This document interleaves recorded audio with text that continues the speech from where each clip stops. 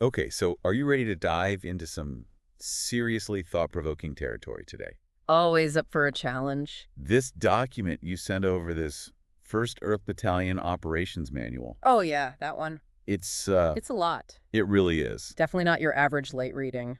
It's like part manifesto, part practical guide, and 100% unexpected. That's a good way to put it. What really grabbed me, though, is this core idea that a unified global civilization, it's not some far-off dream, Right. it's already here. It's funny because in a way it's like we're already living it, right? But we're not fully conscious of it yet. Exactly. Like we haven't really updated our thinking to match the reality of how interconnected we all are. It's like we're surrounded by all the evidence, but Yeah. we're still kind of stuck in these old ways of thinking. It's like we're looking through a fogged up window. Yes, and this document, it's like it's trying to wipe that fog away and say, hey, look around. This is what's already happening. Exactly. It's about waking up to the present moment in a way. Yeah. So how does it do that? What are some of the specific examples it gives for how we're already functioning as a global civilization, even if we don't always realize it? Well, it starts with the obvious stuff, like instant communication, right? Right. Like we can share ideas with someone across the world in seconds. But do we really grasp what that means for humanity as a whole? I mean, that's huge. It's completely reshaped the way we interact with the world. And not just interact, but also how we understand the world. Right. It used to be that different cultures were like isolated islands. Slowly evolving on their own. Exactly. Now it's like all those islands are suddenly connected by these invisible bridges of information. And that's just one example. Right. Yeah. It talks about global trade, too. How a simple act like ordering something online. Which we all do without even thinking twice about it. Exactly. It triggers this whole chain reaction of interconnected systems and people from all over the planet. It's a global symphony happening Yeah. behind the scenes. And the document argues that this interconnectedness, it goes way beyond just stuff.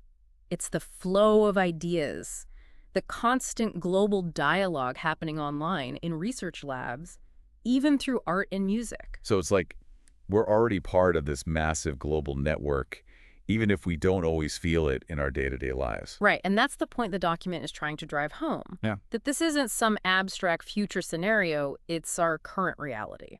Okay, so if we're already living in this globalized world, the document then calls for some pretty radical shifts in thinking to kind of catch up to that reality. It's like we're driving a horse and buggy on the freeway. We need an upgrade. Exactly. We need to upgrade our mental operating systems to match the world we're actually living in. One of the biggest upgrades it talks about is this idea of moving from national security to natural security. Yeah, that's a big one. And it's where things start to get really interesting. So what does that mean exactly? Shifting from national to natural security. It means recognizing that the biggest threats facing humanity in the 21st century, they're not things that can be solved by building walls or amassing more weapons. It's climate change, it's global pandemics, it's resource depletion. Exactly.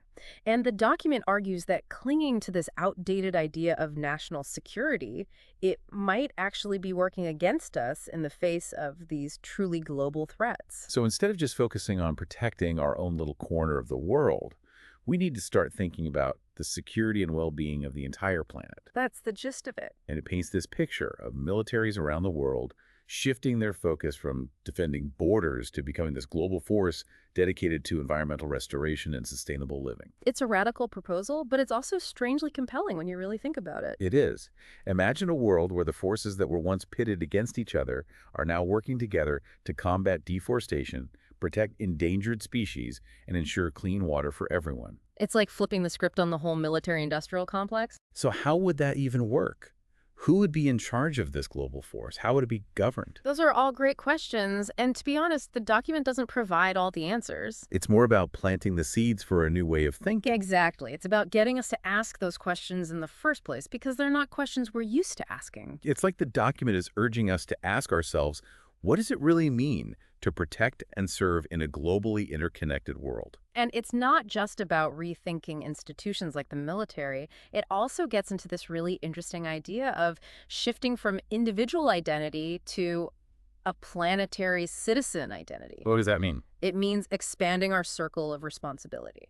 So instead of just being a citizen of a particular country, you're a citizen of the planet, Exactly. It's about recognizing that we're all in this together that our fates are intertwined. and that we have a responsibility to care for not just our own little corner of the world, but for the well-being of the entire planet and all its inhabitants. So it's less about erasing where we come from and more about expanding our circle of responsibility to include the well-being of the entire planet and all its inhabitants. Exactly. It's a call to recognize our shared fate and act accordingly. Exactly. And that kind of leads us to another major shift.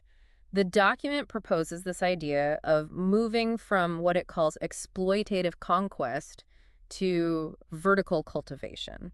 Instead of just gobbling up resources until there are none left. Exactly. Yeah. It's about fundamentally changing our relationship with the planet. So we should be focused on nurturing ecosystems and promoting biodiversity. It's about recognizing that we're not separate from nature, we're part of it. We need to start acting like it. And that means shifting from this mindset of dominance and control to one of harmony and cooperation. Okay, that makes sense in theory, but is that even possible on a practical level? I mean, we live in a world driven by consumption and competition. Right. How do we bridge that gap? Well, and that's the million-dollar question, isn't it? It is. How do we actually get there? The document doesn't pretend it's easy, but it does offer some surprisingly optimistic perspective. Oh, yeah. Yeah. By highlighting how solutions to these seemingly impossible challenges are already being implemented just on a smaller scale. Okay, so like glimmers of hope. Exactly. Glimmers of what a more sustainable and equitable future could look like. But we need to figure out how to scale those up to a global level. Exactly. One of the examples they give is this idea of bioregionalism. Yeah, bioregionalism, it's about recognizing that we're all connected by these natural systems, Right. like watersheds and ecosystems. Instead of these arbitrary political borders. Exactly. So instead of California, like, competing with Arizona for water resources. Right, which is happening more and more these days. Right. We start thinking about how to manage those resources in a way that benefits everyone in that whole bioregion. Working with nature instead of against it. Exactly. Because ultimately, we're all part of the same interconnected system. Right. And what's good for one part of the system is good for the whole. So it's about long-term thinking. Exactly. It's about taking a more holistic view instead of just focusing on our own immediate needs. I like that. Okay, so that's bioregionalism.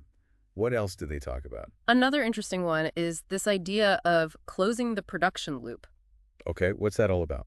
So basically, it's about creating these circular systems where resources are constantly being reused and repurposed. Instead of just being thrown away after a single use? Exactly. The document gives this example of green streaming, Green streaming. where food is delivered directly from local farms to communities. Okay. So it cuts out the middleman, reduces waste, cuts down on transportation needs. It's like farm to table, but on steroids. Exactly. It's about rethinking the entire system from start to finish. To make it more efficient, more sustainable, and more just. Exactly. And it's not just about food either. This principle of closing the loop, it can be applied to all sorts of things. Okay, I'm getting it now. Interesting. And then there's this other idea they talk about tribal wisdom meets modern technology. Oh, yeah, that's a fascinating one. What's that all about? What does that even mean? Well, it's kind of a recognition that we don't have to reinvent the wheel. Okay. Like, for millennia, indigenous cultures around the world have lived in sustainable harmony with their environments. They've figured out a thing or two over the years. Exactly. They have this deep well of knowledge and practices that have been passed down through generations. So we should be tapping into that. Exactly. And the document argues that we can take that ancient wisdom, that deep understanding of how to live in balance with nature, And combine it with the tools and technologies of today. to create a future that's both rooted in the past and boldly innovative. I love that. Okay, give me an example. Imagine taking these ancient techniques of bioarchitecture, Okay. where structures are designed to work in harmony with the natural environment, Okay. and blending those with modern green building practices. So we could create buildings that are not only energy efficient and sustainable, Right. but also like enhance our well-being. Exactly. It's about creating spaces that nurture both people and the planet. I like it. And it's not just about the practical stuff either, is it? Right? This document, it also emphasizes the power of what it calls soft technology, Yeah. which seems like a bit of an oxymoron. It does a little bit, right? So what are they talking about there? Well, when we think of technology, we usually think of gadgets and gizmos, right? Right, like artificial intelligence and all that. Exactly. But this document challenges us to think broader. Okay. To recognize that things like art, culture, ritual, storytelling, these are also powerful forms of technology. Off technologies. Exactly. Because they have the power to shape consciousness, foster empathy, and inspire collective action. Interesting. Think about it. What's more likely to change your behavior? A dry scientific report Yeah. or a powerful film that moves you emotionally? Right, or a piece of music that makes you feel connected to something larger than yourself. Exactly. These are the things that really have the power to move us to action. Because they bypass our rational minds and speak directly to our hearts. And the document even gives this really interesting example of soft technology in action. Okay. I'm intrigued. What is it? The Burning Man Festival. Burning Man, really? Yeah. I know it seems a little out there, but think about it for a second. Okay. For 1 week every year, tens of thousands of people come together in this temporary city in the desert. Right. And they create this incredibly vibrant, self-organizing community. And it's not just a free-for-all, right? Mm. Burning Man has its own set of principles, its own culture. Exactly. And those principles, things like radical self-expression, gifting, leaving no trace. Communal effort. Exactly.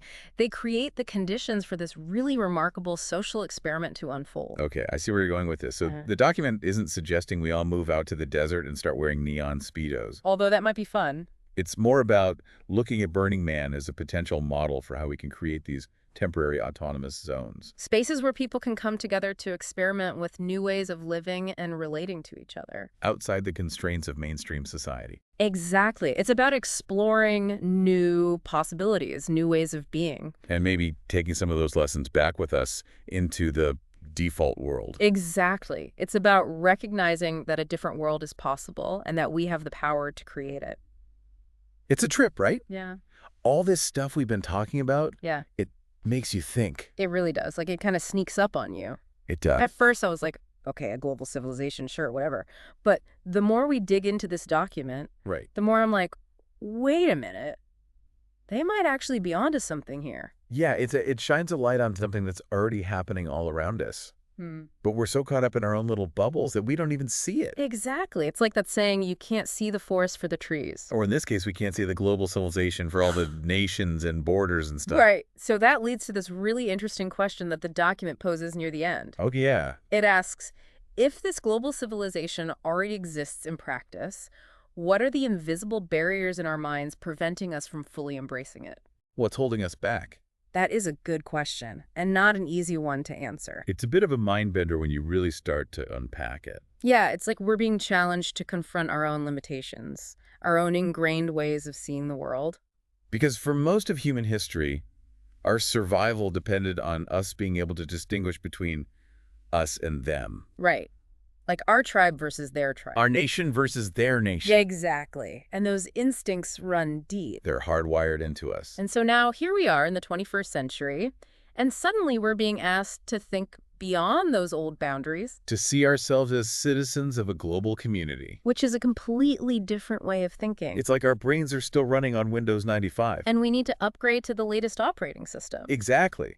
But those old programs, they're still running in the background. Creating all sorts of glitches and errors. Like fear and distrust and conflict. And until we can rewrite those old programs, it's going to be hard to fully embrace this global perspective. So how do we do that? How do we rewire our brains for the 21st century? Well, that's the million-dollar question, isn't it? And this document, I think it offers some clues. Like, it keeps coming back to this idea of storytelling and shared experiences. Right. Like Burning Man. Exactly.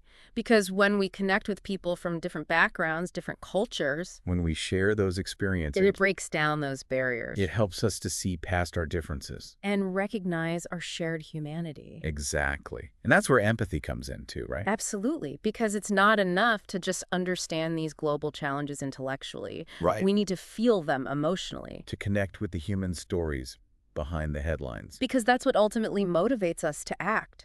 To make changes in our own lives. It's about recognizing that we're all part of something much bigger than ourselves. And that our actions, however small they may seem, can actually make a difference. It's both humbling and empowering at the same time. It is. It's like, yeah, we're just one tiny speck in this vast universe.